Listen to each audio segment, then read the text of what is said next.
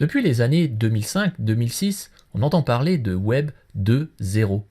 Ce terme désigne une théorie qui tente d'expliquer le fait que le web était à l'époque en passe de dépasser le simple cadre de la consultation de pages web et devenait plus un mode de communication, d'échange au travers de nouveaux usages dont les réseaux sociaux sont le meilleur exemple. Tout ça, c'est très théorique, et certains diront à tort ou à raison que cela relève surtout du marketing. Néanmoins, on admet que certaines des nouvelles techniques développées à partir de ces années 2005-2006 matérialisent des théories du web dit 2.0. Et nous, on va se concentrer sur un ensemble de technologies qui ont permis la création d'un nouveau type d'application web, les applications dites monopages, plus connues sous le terme SPA pour Single Page Applications. Ces applications répondent à un problème simple. Comment interagir fluidement avec des données manipulées dans une page web? Parce que oui, pour le moment, ce n'est pas fluide du tout. Si je prends l'exemple de notre application qui permet d'acheter un ou plusieurs livres en ligne, pour choisir un livre, je dois me rendre sur la page choixdulivre.html et quand je choisis un livre, le serveur me retourne une autre page dans mon navigateur qui me propose soit de sélectionner un autre livre et donc de retourner à la page précédente, choixdulivre.html, soit de payer les livres que j'ai sélectionnés et d'aller là aussi vers une nouvelle page. Lorsque l'utilisateur choisit l'une de ces actions, eh bien il voit l'URL changer. Je suis passé de sélection livre id égale 1 à choixdulivre.html. Et pendant que le serveur travaille et me prépare ma nouvelle page, eh bien moi, utilisateur, je ne peux rien faire. Alors vous allez me dire, ça va tellement vite que de toute façon on ne pourrait rien faire, mais cette application est ultra simple, trop simple. Alors juste pour mieux vous représenter de quoi je veux parler, j'ai créé sur mon navigateur un profil réseau qui me ralentit drastiquement le débit des échanges.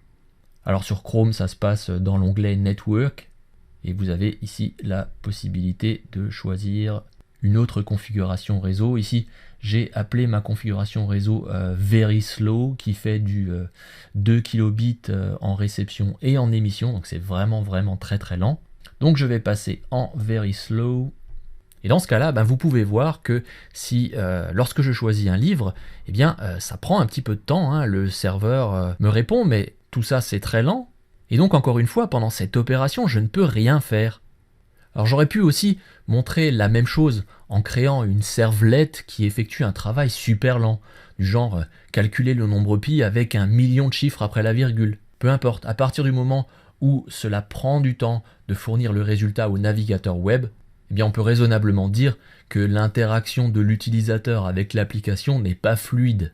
La solution au problème est de faire en sorte que la page web réagisse aux actions de l'utilisateur, non pas en allant vers une autre page, mais en modifiant à la volée une partie de la page actuelle en tâche de fond, grâce à ce que l'on appelle les requêtes asynchrones, par opposition à synchrone, qui signifie attends que ce soit fini pour continuer. Alors des sites comme ça, vous en connaissez tout plein. Par exemple, YouTube. Alors, je vais pas aller sur YouTube avec mon mode very slow, ce serait vraiment très lent, ça prendrait une éternité. Mais je vais quand même ralentir le débit en passant sur un mode, disons, 3G slow. Voilà, youtube.com. Vous allez voir que les choses mettent un peu plus de temps qu'à l'habitude pour s'afficher. Et puis en attendant que tout cela se passe, eh bien je peux, je vais le refaire, hein, je peux tout à fait choisir une vidéo sans attendre que l'intégralité de la page soit chargée, par exemple celle-ci, peu importe. Alors je vais revenir en arrière et puis on va s'intéresser un petit peu à ce qui se passe au niveau du trafic réseau. Alors pour ça, vous allez regarder dans vos Developer Tools, dans l'onglet Network. Vous avez ici un ensemble de petits badges. Vous devriez être normalement sur All. Eh bien, cliquez sur XHR. Alors XHR, je vous expliquerai également un petit peu plus loin de quoi il s'agit, qu'est-ce que ça veut dire. Et vous allez cliquer sur la petite icône, la Clear, pour vider complètement votre historique de trafic réseau Et nous allons simplement descendre ici la scroll bar pour demander à YouTube d'aller charger un petit peu plus de vidéos que celles que l'on a déjà. Vous avez vu la petite icône là qui vous montre un chargement. Et bien ça a donné lieu à une requête en tâche de fond. Alors cette requête, elle fournit bien évidemment les informations qui permettent au navigateur d'afficher les vidéos suivantes. Mais tout ça se fait sans chargement d'une nouvelle page. Ça se passe en tâche de fond dans ma page courante.